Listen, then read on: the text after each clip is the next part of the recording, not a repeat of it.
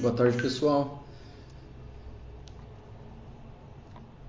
Boa tarde, pessoal. Tudo bem? Começando agora mais uma live aqui da Blue Trade. Nosso convidado hoje é o Alexandre Silvério da AZQuest. Aguardando ele entrar para começarmos nosso bate-papo aqui sobre os cenários macroeconômicos e tudo mais. Só um instante, vamos aguardar ele aqui. Está entrando, está conectando.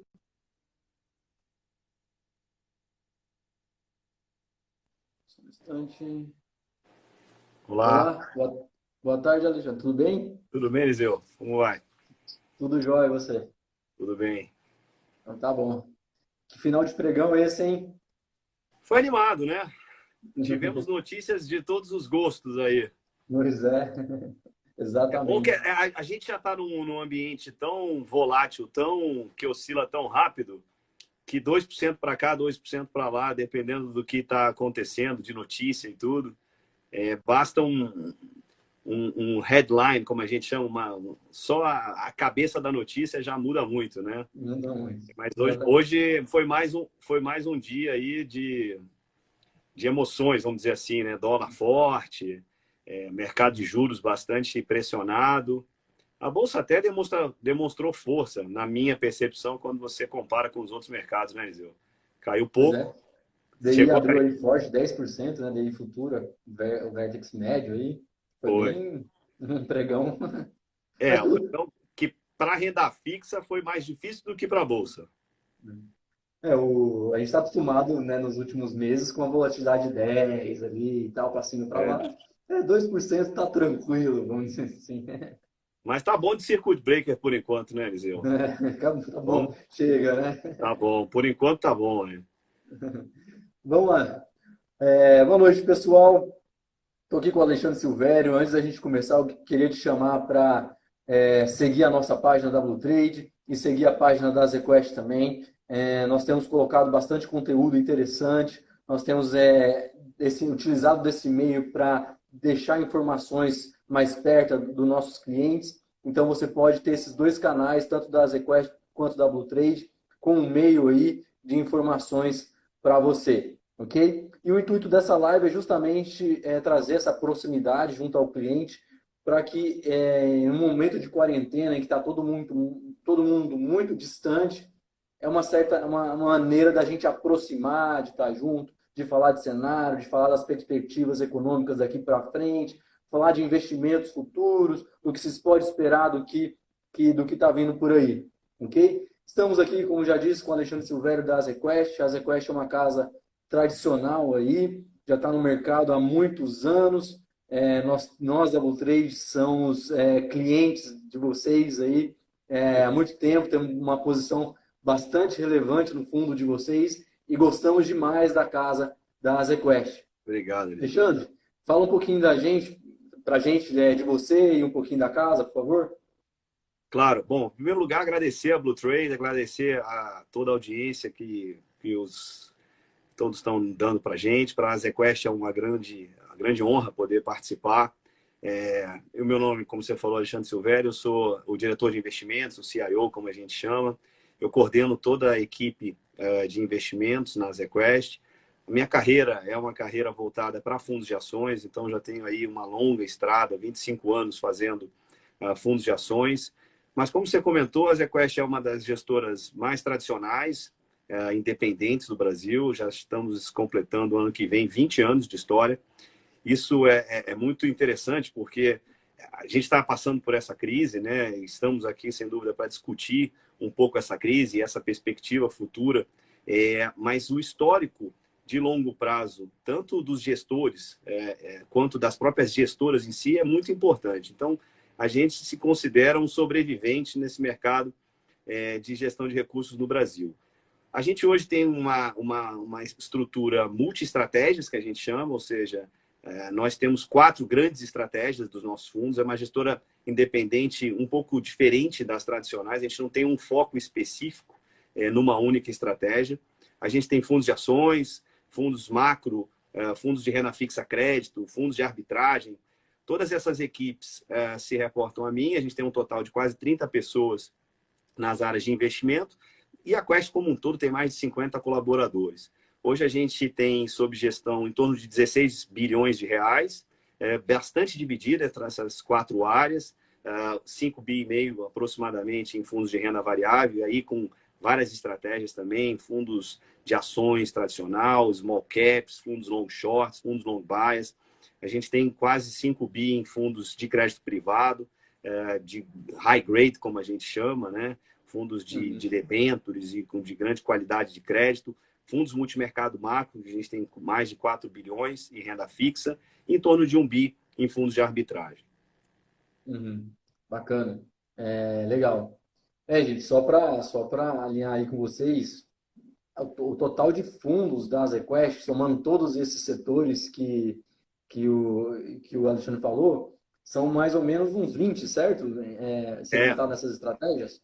a gente pode falar Então é que muito fundo. se a gente Dá para colocar montar os uma fundos de carteira de previdência, investimento só com fundos da ZQuest.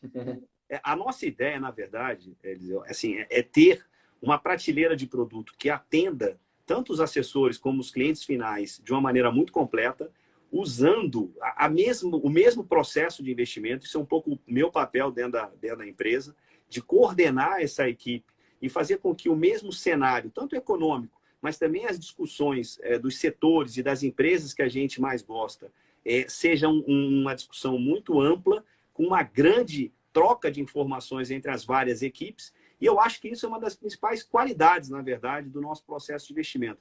Essa capacidade de gerar discussões, de gerar ideias de investimento e, claro, adaptar essas ideias para cada um dos mandatos dessas dezenas de fundos que você comentou, fundos de previdência também. A gente acaba superando esses 20 aí que você comentou no total de fundos. Legal, bacana. Alexandre, fala um pouquinho para a gente.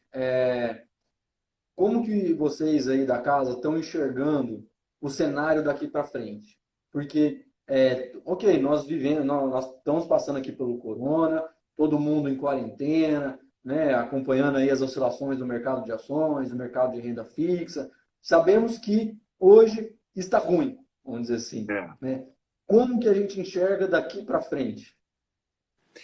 Essa é uma pergunta que requer um exercício bastante cuidadoso do cenário, né? Uhum. A gente tem uma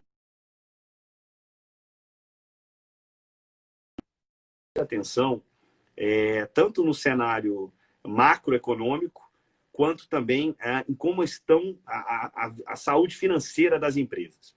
Então, Uhum.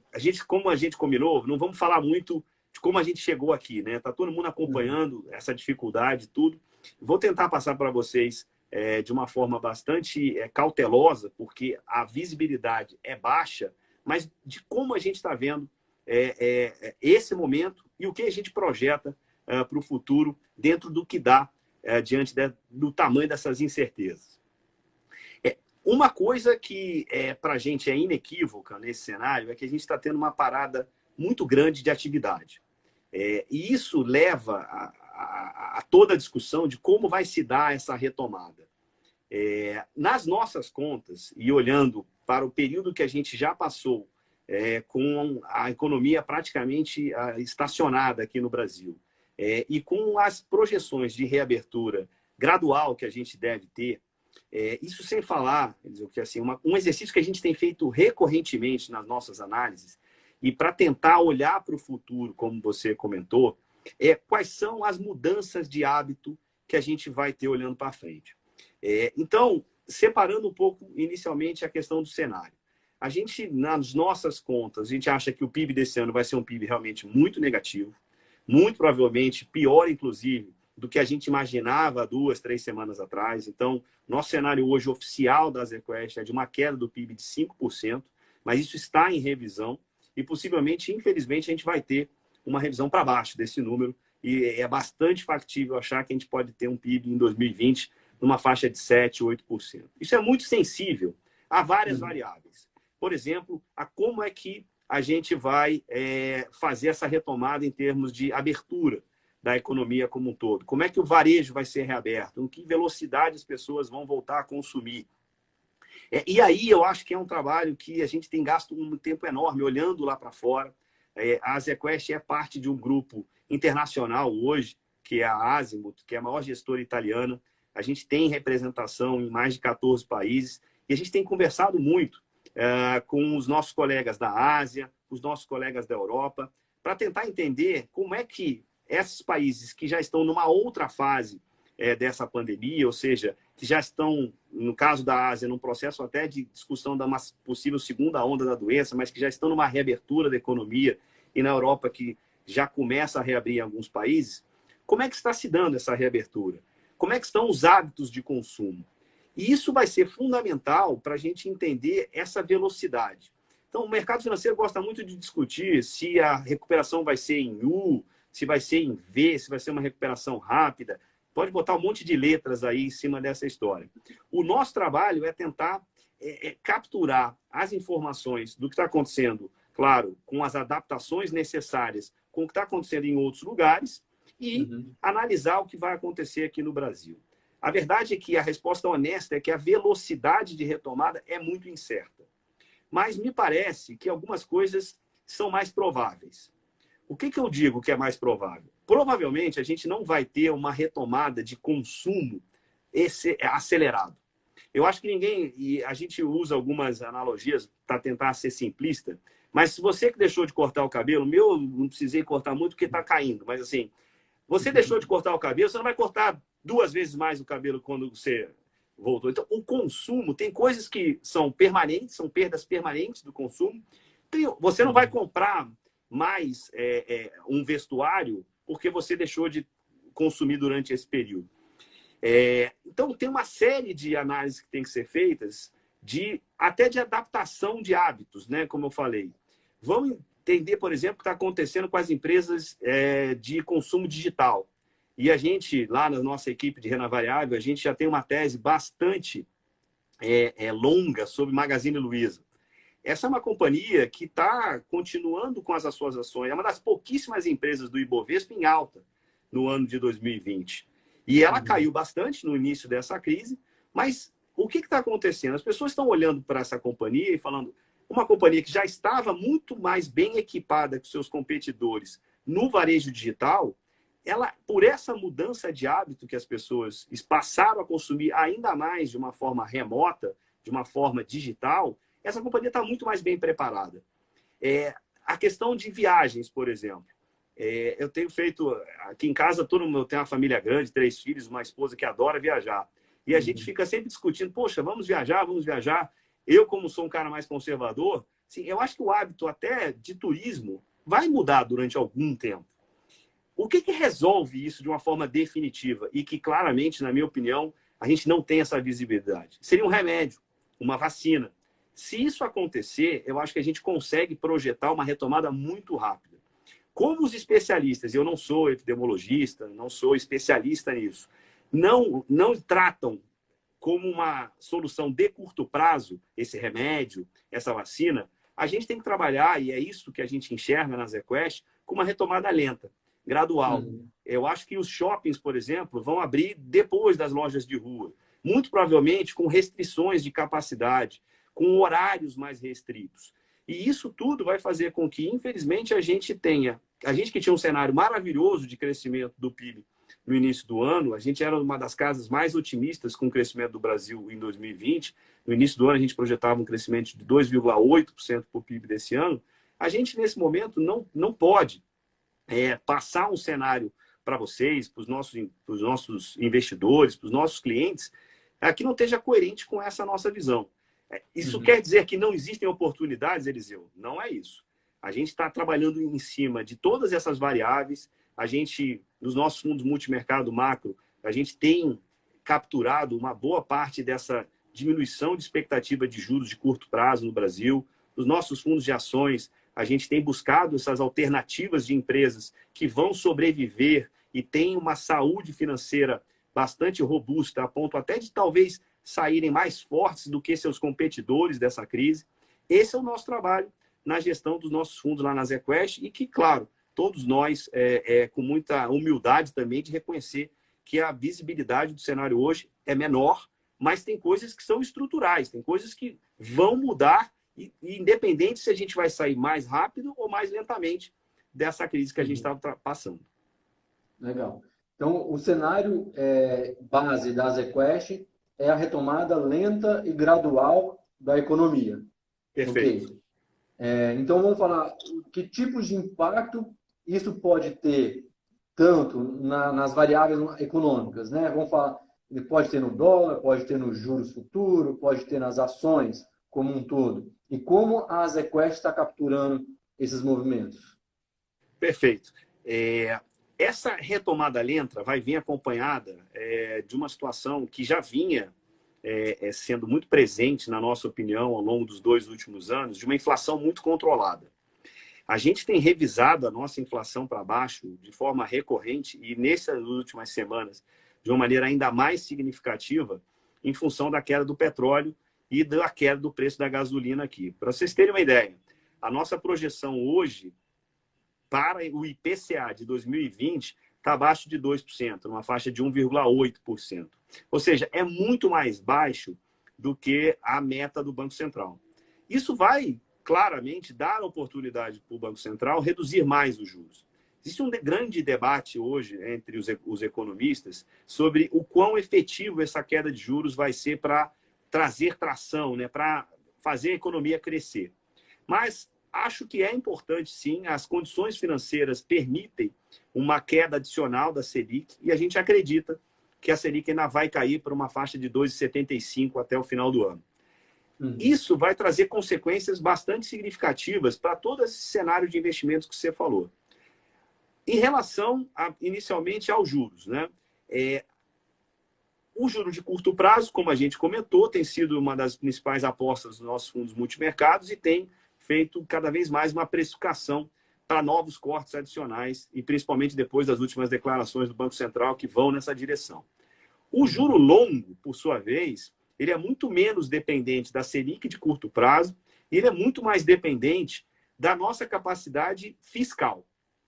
E essa capacidade fiscal está intimamente ligada à nossa capacidade de crescimento. E é por isso que, se você olha hoje a curva de juros, a parte longa da curva, como a gente chama, a partir de 5, 7 anos, ela está muito acima do que é a parte curta. Na expectativa de que, em algum momento, ou a economia vai recuperar e o Banco Central vai ter que subir os juros, ou, se a economia não recuperar, a gente vai ter um problema fiscal contratado para frente. O câmbio, eu acho que está reagindo hoje muito menos à questão da Selic e muito mais por essa percepção de risco fiscal. Qual é a nossa visão em relação a isso? A gente acredita que as medidas que estão sendo anunciadas e foram anunciadas nas últimas semanas, que claramente têm um impacto nas contas públicas forte nesse ano e talvez até vão ter que continuar um pedaço do ano que vem, elas serão temporárias. Elas são necessárias para atacar um problema que veio inesperadamente, de uma forma muito aguda, que parou a economia totalmente e que tem, inclusive, uma dificuldade de implementação. A gente está vendo aí todos os dias a dificuldade, por exemplo, que os cidadãos estão tendo em resgatar os seus R$ 600, mas essas medidas que terão impacto fiscal relevante na nossa conta, levando a dívida PIB para um patamar muito mais alto do que a gente esperava no início do ano, elas, até a equipe do Paulo Guedes, que é uma equipe que estava numa agenda de diminuir gasto público, vender estatais, e claramente isso teve que ser adaptado. Mas o secretário Mansueto tem sido muito explícito nisso, e isso é muito importante para a gente entender a dinâmica dos juros e do dólar. Esse gasto fiscal é um gasto transitório. Não será, assim como a gente passou pela crise de 2008 e injetou dinheiro na economia e acabou estendendo aqueles programas de ajuda até para o setor industrial por muito tempo, a minha sensação é que essa equipe econômica entendeu o problema, teve que lutar até com algumas convicções pessoais. Eu acho que o Paulo Guedes não esperava ter que atuar desta forma, mas diante de uma crise sem precedentes, eles se adaptaram e fizeram essa alteração de rota na questão fiscal. Se isso for verdade, se essa premissa que a gente está usando, de que é algo que eles fizeram esse ano que vem talvez ainda um pouco, mas que depois eles retomam aquela trajetória de diminuição de gasto público, de reformas estruturais, de privatizações, eu acho que a gente vai encontrar um patamar de equilíbrio para o câmbio, possivelmente muito acima do que a gente estava antes, mas que claramente vai ser um patamar de equilíbrio não insustentável do ponto de vista da dívida pública. E Uhum. olhando para a Bolsa, o que a gente olha hoje? Né? A gente está aí ao redor dos 80 mil pontos, a gente saiu lá daquele máximo faz tanto tempo já, né? Parece que foi, poxa, há muito tempo que a gente estava lá nos 115, 120 mil pontos. Bons tempos. Mas Nossa. a gente teve uma mudança de cenário muito grande. E essa mudança de cenário trouxe uma expectativa não só do PIB, como eu já citei, cair bastante, mas dos lucros das empresas também diminuírem bastante. E é por isso que essa busca por empresas que vão sobreviver e que vão até, em alguns casos, ganhar mercado é o trabalho fundamental. O que a gente olha hoje com a Bolsa 80 mil pontos? A gente acredita que esse nível de Bolsa implica em mais ou menos uma queda de lucro em relação a 2019, 2020, em relação a 2019, entre 25% e 30%. Eu acho que está razoavelmente ajustado, Eliseu. E é importante falar o seguinte, um investidor de bolsa, e assim, tenho certeza que o trabalho que a BlueTree faz junto aos seus investidores vai nessa direção também, é um horizonte de longo prazo. A gente olha essas oportunidades de queda como oportunidades de longo prazo. Mas a gente também, a ZQuest jamais fez isso e eu, ao longo da minha carreira, também busquei não fazer. A gente não pode vender um sonho para as pessoas de que a recuperação da Bolsa vai se dar no curto espaço de tempo. Simplesmente porque tem uma ladeira enorme para a gente ver como a economia vai se comportar e como as empresas vão se comportar em termos de lucro. Mas quem tem um horizonte de no mínimo 12 meses, eu tenho uma grande convicção que existem várias grandes oportunidades na Bolsa hoje. Tem que ter paciência e muita responsabilidade do ponto de vista de escolher aquelas empresas que vão sobreviver e que vão continuar ganhando mercado, como eu já citei algumas vezes. Existem algumas. Eu tenho preocupação com outras também, empresas alavancadas, por exemplo, empresas que têm um alto custo fixo, essas vão passar por essa crise de uma forma mais difícil e possivelmente, mesmo nos níveis atuais de preço, a gente, por exemplo, evita algumas dessas companhias. Entendi. E vocês, como vocês estão olhando essa atuação do Banco Central? Muito se fala que o Banco Central tem que imprimir dinheiro, tem que gastar, tem que atuar nos juros longos, tem que achatar a curva, tem que fazer recompra de títulos privados também, né? Tem que atuar dando liquidez. Vocês acham que isso é uma política monetária responsável de longo prazo e, claro, atuando na crise como deve atuar, ou pode ser considerado, de certa forma, heterodoxa? Vamos lá. Assim, primeiro, acho que a equipe do Banco Central, e assim, não só essa atual, mas a gente tem que respeitar muito quem primeiro aceita uma posição como aquela, né? É uma cadeira que tem um peso muito grande. E assim, os profissionais e as pessoas que estão lá são altamente qualificadas. Então, assim, em primeiro lugar, a gente tem que ter um grande respeito intelectual por aquelas pessoas que se encontram lá, né? Claro que isso não impede de ter visões divergentes sobre algumas atuações. Eu acho que o Banco Central tem tido uma atuação bastante favorável, muito positiva. Eu até, no passado recente, antes da gente entrar nessa crise, achava que o Banco Central estava sendo muito conservador em relação à velocidade de queda de juros. A gente tinha um hiato do produto, como a gente chama, que é a capacidade de crescimento sem inflação, que permitiria, na minha opinião, o Banco Central ser mais agressivo nos cortes de juros. Mas, até por ser, ano passado, o primeiro ano da nova equipe, primeiro ano do novo governo, eu acho que o Roberto Campos foi extremamente feliz em tratar a política monetária com a cautela necessária, e isso se mostrou correto quando ele acertou na mosca, praticamente, o centro da meta de inflação no ano passado, que é o dever número 1 do regime de metas de inflação do que o Banco Central cuida na parte de política monetária. Agora a gente está vivendo um momento muito diferente. Então, assim, e esse momento diferente requer medidas, assim como da parte fiscal, que eu já citei, medidas diferentes. Eu não vou chamar de heterodoxas, não, para não parecer muito agressivo, mas assim, são medidas que, por sinal, já foram utilizadas em vários países, né? A gente está tropicalizando, trazendo para o Brasil medidas que já vinham sendo implementadas nas crises anteriores em outros países, o que eu acho que é um avanço institucional relevante, mostrando que a gente está caminhando na direção correta da atuação do Banco Central. Quanto à questão de recompra de títulos, primeiro começando pelos títulos públicos, eu acho que o Banco Central sempre atuou de uma forma bastante efetiva em momentos de mercado disfuncional, como a gente chama.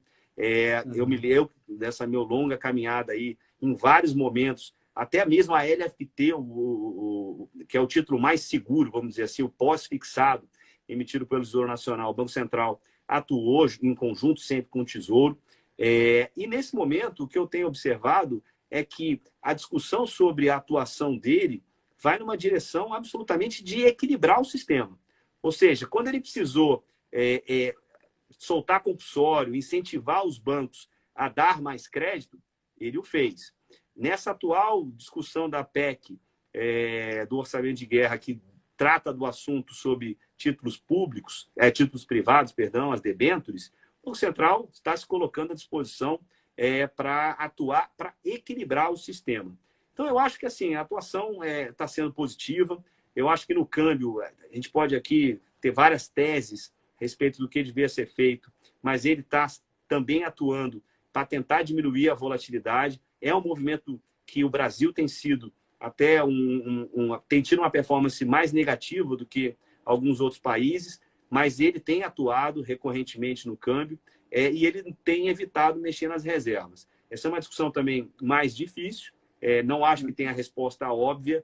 Alguns bons economistas vão defender fazer uma diminuição do nível de reservas para tentar equilibrar mais o câmbio. Acho que a reserva serve como um seguro, que é muito importante para tempos de crise.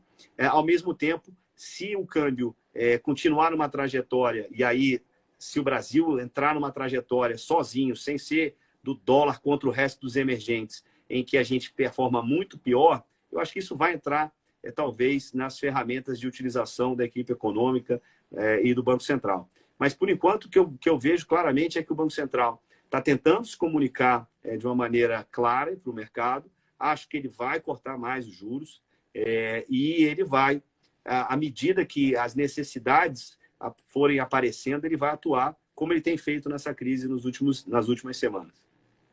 Entendi. Ok. E com relação às escolhas das ações nesse cenário, né? Como é que a equipe escolhe? Como é que é o processo de escolha em ativos de renda variável? Essa é uma ótima pergunta. A gente acabei de sair de uma reunião virtual, né? A gente conseguiu lá na ZQuest, de uma forma até bastante rápida, conseguiu se adaptar. Eu fico imaginando até como é que vai ser de novo a história da retomada dos hábitos, né? Como é que vai ser a retomada para o escritório. A gente montou rapidamente um ambiente virtual para os nossos colaboradores. A gente tem quase 95% das pessoas fazendo home office e a gente teve a responsabilidade e a preocupação de manter os nossos fóruns de discussão todos abertos. Então, a gente manteve as nossas agendas travadas nos horários tradicionais dos nossos comitês e reuniões de cases de investimento. E eu tenho estimulado, até por causa da distância física, que a gente faça mais essas reuniões virtuais. E a gente tem feito até, no caso de cases de investimento, né, de como escolher as ações da nossa carteira, de uma maneira até mais intensa do que a gente fazia no próprio escritório. Porque muitas vezes a gente estava viajando, alguém estava visitando um cliente ou visitando uma empresa, e nesse ambiente em casa, a gente tem as informações. Eu costumo dizer que as informações continuam chegando de uma maneira muito intensa, às vezes até mais intenso. Eu tenho trabalhado mais do que normalmente eu trabalho, mas a fluidez das informações é mais lenta. Quando bastava eu virar para o lado e conversar com o analista de varejo, a Mariana, sobre alguma das nossas empresas da carteira, ou virar para o Caio, que é o nosso analista de commodities, perguntar o que estava acontecendo com a Vale, hoje a gente precisa entrar no Zoom, entrar numa outra plataforma para discutir isso tudo.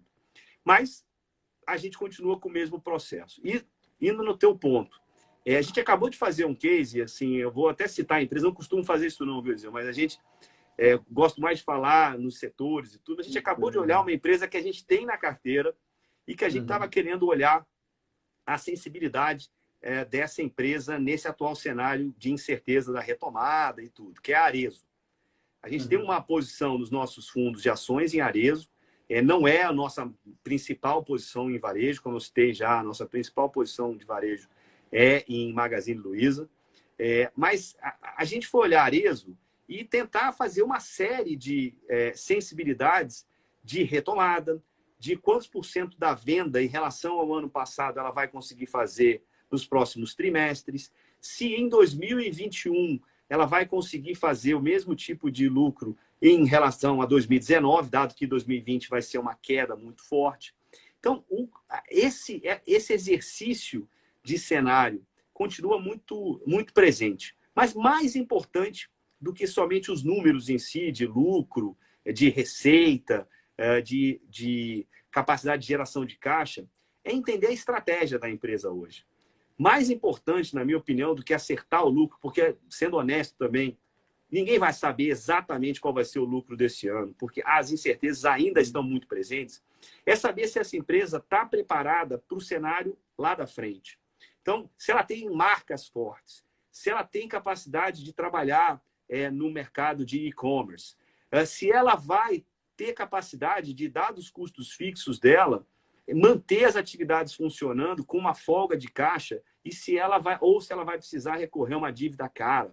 E no caso da Arezzo, a conclusão que a gente chegou é que, primeiro, essa é uma empresa que tem hoje a caixa líquido positivo, ou seja, ela tem mais caixa e recebíveis do que endividamento, uma posição bastante confortável do ponto de vista de balanço. Claro que a queda de receita é muito significativa, mas ela é uma empresa que está digitalizando o seu negócio de uma forma muito acelerada. E no varejo específico de calçados, que é o segmento que a Arezzo atua, muito provavelmente aí tem um efeito nocivo para a economia como um todo, para o mercado de trabalho, para a renda do cidadão comum. Assim, esse é um setor que possivelmente algumas empresas médias e pequenas vão quebrar, ou vão ser compradas, ou vão diminuir de tamanho. E a Arezzo vai ter a oportunidade, sim, de aumentar a sua fatia de mercado, o seu market share, e isso pode gerar um resultado lá na frente, não em 2020, talvez pouco em 2021, mas isso, como a nossa preocupação é sempre de longo prazo, isso vai fazer com que talvez ela consiga gerar valor para o acionista, que é o ponto mais importante no final do dia, muito grande ao final dessa crise. Então, assim, a adaptação que a gente teve do nosso processo de investimento não foi no sentido de mudança de método, adaptação dos nossos fóruns, foi como enxergar as empresas que realmente vão sair dessa crise com menos problemas, com menos cicatrizes, como eu tenho dito, né? E com algumas, em alguns casos, até com oportunidade de crescimento. Parece que eu fiquei só no varejo, mas assim, a gente vê isso em vários outros setores, né? A gente vê isso em setores da economia, como saúde também, que é um setor que está extremamente em voga, dado tudo está acontecendo. Em compensação, outros setores, como de construção civil, por exemplo, a gente está bem mais conservador nesse momento. Provavelmente aqueles hábitos de consumo e a questão da economia em si vai fazer com que a velocidade de lançamentos, a velocidade de vendas das construtoras seja menor. E isso, claro, vai ter que se refletir na perspectiva de resultado e do preço das próprias ações de cada um desses setores. Perfeito. Acho que a ideia também nos outros setores, você deu o exemplo do varejo, mas esse exemplo da construção civil. Talvez seja qual dessas empresas também estão mais bem posicionadas no e-commerce, né? Quais estão conseguindo continuar suas vendas ainda pela internet, né? Então, é tudo uma questão de como vai ser os nossos hábitos daqui para frente. Isso é bem interessante. Mas que você citou aí, rapidamente, o analista de commodities, vamos dizer assim. O cara. Como que vocês estão enxergando aí minério, ouro, preços, patamar, que geralmente são utilizados como até reserva de valor para o dinheiro? Eu vou começar. Você não falou de petróleo, mas assim, eu vou falar um Uhum. pouquinho também sobre isso, que eu acho que uma coisa, assim, de certa forma, está relacionada à outra, tá? E claro, a gente tem os nossos especialistas, o Caio é um craque nesse negócio, a gente tem outros gestores e cogestores na equipe que também acompanham vários desses setores, inclusive o setor de commodities. Mas o setor de commodities é sempre um setor muito difícil, tá? Porque acertar o preço da commodity em si, principalmente a gente que tenta olhar para o balanço oferta e demanda, como a gente chama, né? Ou seja, o que vai ser produzido e o que as pessoas vão efetivamente consumir de commodities, é sempre um desafio. E a gente não, na ZQuest, a gente nunca se furtou a investir nesse tipo de empresa. Então, por exemplo, Vale, que está muito ligado ao minério, né, que você citou, também uma das maiores posições junto com o Magazine Luiza. A gente gosta bastante desse nível de preço das ações da Vale. A Vale está extremamente descontada em relação ao seu preço histórico. E aí a gente usa o que a gente fala de margem de segurança. Ou seja, se o minério que está aí ao redor, vou olhar para a minha tela aqui só para não falar nada que seja muito discrepante dos últimos dias. Então, estamos falando do número em torno de $85. Uhum. A gente acredita que se o minério ficar a $85, a Vale, em 12 meses, nunca teve tão barata. Mas vamos Uhum. usar uma margem de segurança. Vamos considerar que o minério que caiu muito pouco nessa crise, ao contrário do petróleo, e tem razões para isso, né? A China é o grande consumidor de minério do mundo hoje, e a China vem, apesar da queda no PIB, a desaceleração, na verdade, do PIB do primeiro TRI, ela vai continuar crescendo mais do que o resto do mundo e principalmente demandando bastante minério. Mas vamos imaginar que o minério caia 25% a 30%. Ainda assim, a gente acha que as ações da Vale vão estar a um preço bastante atrativo. É o que eu chamo da margem de segurança.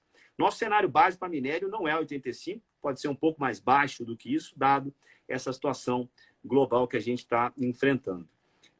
Ainda assim, a gente acha que a Vale é uma ótima oportunidade. O petróleo, né? E vou falar um pouco do ouro, porque eu acho que tem a ver, não sou especialista em ouro também, mas assim, acho que tem a ver com esse momento que a gente está vivendo. O que aconteceu essa semana, né, na última segunda-feira, né, e todo mundo aqui deve ter acompanhado de alguma forma, em que você teve preços negativos do petróleo, algo inédito, e aquilo tem um componente, claro, técnico, como a gente fala, né, de ser um contrato futuro, estava com um vencimento muito curto, mas o que está por trás do preço negativo do petróleo nada mais é do que o que eu estou chamando de balanço de oferta e demanda, ou seja, você tem os produtores que vão aos poucos produzindo petróleo e você tem os consumidores. O que está acontecendo com essa parada mundial, e assim, é fácil, é só a gente olhar para o que está acontecendo na nossa vida, né? Há quanto tempo alguém aqui não enche o tanque do seu carro? Eu não me lembro, sinceramente, qual foi a última vez que eu parei no posto para consumir gasolina ou etanol. Isso está acontecendo no mundo inteiro. A indústria da aviação, por exemplo, altamente consumidora de combustível fóssil. Então, assim, a demanda despencou. A estimativa de queda de demanda, a gente teve recentemente um corte de produção dos países membros da OPEP, que é a Organização dos Países Exportadores de Petróleo, da ordem de 10 milhões de barris. A estimativa de quem olha esse balanço de oferta e demanda é que seria necessário uma queda de 30 milhões na produção. O que aconteceu? Como eles continuaram produzindo petróleo, e por que ficou negativo o preço do petróleo? A produção não se ajustou à queda de demanda e não havia mais aonde guardar o petróleo. Parece incrível isso que eu estou falando, mas é verdade. Como o contrato futuro é um contrato em que prevê a possibilidade de você ter que entregar o barril, não tinha onde guardar o barril do petróleo. Faltou estocagem, que a gente chama. Não tinha todos os super tankers, que a gente chama os super cargueiros, estão lotados de petróleo, porque ninguém está consumindo petróleo. Então, isso é um sinal de que, infelizmente, a economia global está doente. A economia global está passando por um momento que nem durante as grandes guerras a gente enfrentou, essa parada abrupta e sincronizada em torno do mundo. Isso fez o que fez com o petróleo, e o preço do petróleo hoje, em torno de $20, praticamente inviabiliza uma série de produções. Então, para chegar naqueles 30 milhões de queda de produção, na verdade, o que vai acontecer é que alguns produtores serão forçados a diminuir a sua produção simplesmente porque eles vão ou quebrar ou porque não é viável economicamente. Isso já está acontecendo. Os Estados Unidos, que cresceu muito a produção nos últimos anos em virtude do gás de xisto, a produção já está caindo, a estimativa dessa semana é que já caiu uns 2, 3 milhões de barris por dia. Então, isso vai se ajustar em algum momento do tempo. Mas enquanto não se ajusta, causa essas distorções gigantes, como a gente observou essa semana. E como é que isso se relaciona com o preço do ouro? Quando há um momento em que a economia passa por desafios tão grandes, como eu falei agora há pouco, está doente, e que existem desbalanceamentos a ponto da gente ver o petróleo negativo, alguns ativos que são reservas de valor, como você falou, como o ouro, por exemplo, acabam sendo mais demandados. E por isso que o ouro tem tido alguma valorização e, relativamente ao resto dos ativos, uma valorização muito, muito boa. É um dos, inclusive, dos termômetros que eu gosto de olhar. Quando o mundo está muito ruim, quando as bolsas estão caindo, quando o dólar está ganhando força, ou seja, é uma corrida para a segurança, né, do dólar. Mas quando isso não está acontecendo, junto com o ouro também se valorizando, é que aí está mais complicado ainda, porque as coisas não começam a não conversar entre si. Mas o tradicional é isso, né? Quando há uma fuga de risco, as pessoas caminham para os ativos mais seguros e, sem dúvida alguma, o ouro se beneficiou bastante ao longo das últimas semanas no relativo ao resto de todos os outros preços, né? Entendi. Não, muito legal. Agora eu vou entrar num assunto talvez um pouco mais delicado, técnico, vamos dizer assim. Créditos privados. Opa, vamos lá. A ZQuest tem muito fundo de crédito privado, né? Sim, Nos últimos dias não, durante a crise sofreram um pouco justamente por causa do spread de crédito, excesso de oferta e falta de demanda, que é a famosa falta de liquidez. perfeito. Eu queria ver com você como é que vocês estão enxergando também daqui para frente. Você acha que vai ter uma retomada de demanda por esses títulos, devido ao carrego maior? Como é que vocês estão vendo isso? A pergunta a pergunta é complicada, mas assim, acho que a gente tem que ser muito transparente, né? E a gente na ZQuest, e durante todas essas últimas semanas, a gente gastou um tempo bastante grande na área comercial, os nossos gestores de crédito, exatamente para explicar o que está acontecendo e, de alguma maneira, é mais uma oportunidade para a gente poder colocar um pouco a nossa opinião e o que a gente efetivamente fez nas nossas carteiras e como é que a gente navegou durante esse período muito complicado que você bem colocou aí, principalmente até semana passada. Acho que da semana passada para cá teve uma alteração dessa dinâmica, né? Os fundos de crédito privado sofreram, e no nosso caso sofreram bastante mais do que a gente gostaria, do que a gente poderia imaginar, por um motivo que não é a questão do crédito em si. A nossa carteira de crédito é uma carteira high grade, como a gente chama, de empresas de grande qualidade de crédito, e de debêntures de empresas de primeira linha, né? E que empresas, aonde estão essas empresas? São empresas de concessões rodoviárias, empresas de concessões de energia elétrica, algumas empresas de locação de veículos. Ou seja, a gente tinha uma percepção de que essas empresas, e mesmo durante o auge dessa crise, elas são empresas que vão entregar o pagamento absolutamente de uma forma segura e a gente tem uma grande confiança no risco de crédito da nossa carteira. O que aconteceu, na verdade, foi aquilo que você colocou. O mercado secou muito rapidamente, foi uma parada abrupta e óbvio que houve uma remarcação desses títulos de crédito. E é o tal do carrego que você bem colocou. E, só para lembrar alguns eventos também dessa crise que também são sem precedentes e eu, olhando empresas há 25 anos, nunca vi. A Ambev, no mês passado, uma empresa que também é uma empresa, assim como a Arezzo, que eu já citei, caixa líquido positiva, foi até os bancos, a Ambev, e buscou dinheiro a CDI mais 1,90 para 3 anos.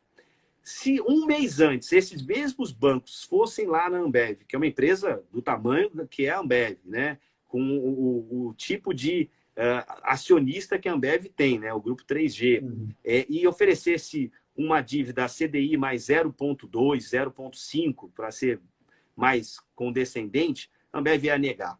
Mas ela, olhando para o tamanho da parada da economia, ela falou assim, eu vou capturar esse caixa e vou ficar tranquilo aqui com esse dinheiro guardadinho para, se eu precisar, utilizar. Isso é apenas um sinal do que aconteceu no mercado de crédito privado. A liquidez simplesmente parou completamente. A gente tomou muito cuidado de manter os nossos fundos líquidos o suficiente para fazer frente aos resgates. E isso, claro, nos colocou na situação de vender nossos títulos. Em nenhum momento a gente teve um risco de não receber aquele crédito. O que a gente teve foi, como você falou, uma marcação para uma nova realidade de crédito, de marcação a mercado desses títulos de crédito. Como é que a gente está na situação hoje? Qual é a nossa perspectiva olhando para frente? E a gente sempre gosta de falar que a gente gosta de produzir material. Então, a gente tem um conteúdo que, inclusive, está nas nossas mídias sociais. A gente tem isso lá no LinkedIn, no próprio Instagram, alguns vídeos a respeito disso. A gente preparou para os assessores um material que está à disposição de todos vocês sobre a posição que a gente tem, como é que estão os nossos fundos e aonde a gente enxerga ainda oportunidades nesse mercado de crédito privado. Hoje, olhando para as últimas 2 semanas, está tudo muito mais estável. Ou seja, parece que a gente atingiu um patamar de preço dos títulos que já estão muito depreciados e que são boas oportunidades para quem tem apetite de risco no meio dessa crise para comprar uma debênture a CDI mais 4,5, 5, eu acho que é uma excelente oportunidade. E a gente já começa a enxergar uma volta, na verdade, Eliseu, de alguns investidores para essa classe. A gente já está tendo, desde a semana passada, várias aplicações dos nossos fundos. Claro que a gente tem uma grande preocupação de que os nossos fundos continuem com esse fechamento de taxas, olhando para frente, mas com uma grande segurança de que os títulos que a gente tem na nossa carteira estão num nível de carrego excepcional. Só para ter uma ideia do Azequest Lute, que é um dos fundos mais famosos aí da nossa grade de produtos. O Azequest Lute hoje tem um carrego, já descontado de todas as taxas, de CDI mais 2,60. Isso pode ter fechado um pouquinho de anteontem para hoje, mas assim, não vai ser menos de CDI mais 2,50. Então, o fundo hoje vai render, se a gente tiver certo em relação à Selic, perto de 170 do CDI, se o investidor entrar no fundo e aguardar o vencimento dos títulos. É claro que tem marcações a mercado, a gente ainda está enxergando, na verdade agora a gente está na fase positiva dessas marcações a mercado, e a gente acha que hoje esse carrego, sem dúvida alguma, é um carrego muito apetitoso, claro, para quem está disposto a correr um risco como o risco atual do mercado de crédito privado. Mas a gente está muito confiante de que, num horizonte de 1 ano, um carrego desse tamanho não é fácil ter numa empresa de qualidade como a gente tem nas nossas carteiras. Legal. Estamos chegando aqui no final do nosso tempo de live. O Instagram ele limita um pouco o tempo que a gente tem para falar. Então, eu só queria pedir para você uma consideração final, né? Uma mensagem aí para o nosso investidor. Né? O que ele pode aí, que você pode contribuir com ele? Eu acho que toda a crise serve para várias reflexões, né? E aqui o nosso foco, sem dúvida alguma, é o cenário de investimentos, e eu vou me focar nisso. Claro que eu acho que a sociedade vai ter uma série de consequências dessa crise que a gente está vivendo. Mas para o mundo dos investimentos, eu acho que fica uma lição muito clara em relação ao apetite de risco e ao horizonte de investimento. Eu que faço fundos de ações há 25 anos e tenho essa preocupação muito arraigada de passar a educação financeira para os nossos clientes. A Azequest tem essa característica também de ser próximo ao cliente final. O cliente hoje tem que entender que, claramente, a gente vai viver um mundo de juros baixo por mais tempo. Mas ele tem que também saber qual é o limite de risco que ele está disposto a correr. E, nesse aspecto, se ele tiver um horizonte de investimento mais longo, uma pessoa jovem, que esteja ainda uma carreira pela frente, que vai ter tempo de fazer a sua poupança de longo prazo, sem dúvida alguma, crise é oportunidade. O que não pode é você saber que tem uma dívida, por exemplo, de curto prazo e falar assim, não, 80 mil pontos da Bolsa, por exemplo, vou entrar aqui porque, poxa, vou pegar ali uma volta para 90 mil pontos e aí resolvo as minhas questões de curto prazo. Isso, sem dúvida alguma, a gente não recomenda. A escolha dos bons ativos nesse momento vai ser fundamental. O que realmente vai fazer a diferença no resultado de longo prazo vai ser a responsabilidade em relação a esse horizonte de investimento e as empresas que vão sobreviver a essa crise. E eu tenho certeza que toda a crise acaba. E quando a crise acaba, a gente enxerga quem navegou melhor nesse cenário, que em alguns momentos parece que não vai ter fim, mas a mensagem final é sim, vai ter fim. E a gente tem que olhar isso no longo prazo. Legal. Uma última pergunta. E quando é que o Fluminense vai voltar a jogar? Pô, isso aí, assim, eu tô tão feliz, porque assim, eu tenho vários sócios que são flamenguistas, né? E eles costumavam dizer que, poxa, essa semana o Flamengo não ganhou nenhum título e tudo. Eu já estou há muitas semanas sem nenhum título do Flamengo. O Fluminense era o time de melhor campanha do Carioca. Acho que tá bom parar por aí mesmo. Sim, se encerrar o campeonato agora desse jeito, para mim já estou satisfeito, Eliseu. Bacana. Alexandre, muito obrigado pela presença, por esse tempo seu. Foi um prazer ter aqui vocês com a gente. E novamente, pessoal, sigam o perfil da ZQuest, sigam o perfil da BlueTrade, tem muito conteúdo aí. Eu vi aqui uma pergunta, uma pessoa perguntando o que era uma debênture. Tem muita informação, né, aí disponível com essas perguntas, essas características mais básicas. E, claro, estamos sempre à disposição também para responder tudo isso. Alexandre, mais uma vez, muito obrigado e até uma próxima. Tchau, gente. Obrigado. Boa noite. Se cuidem.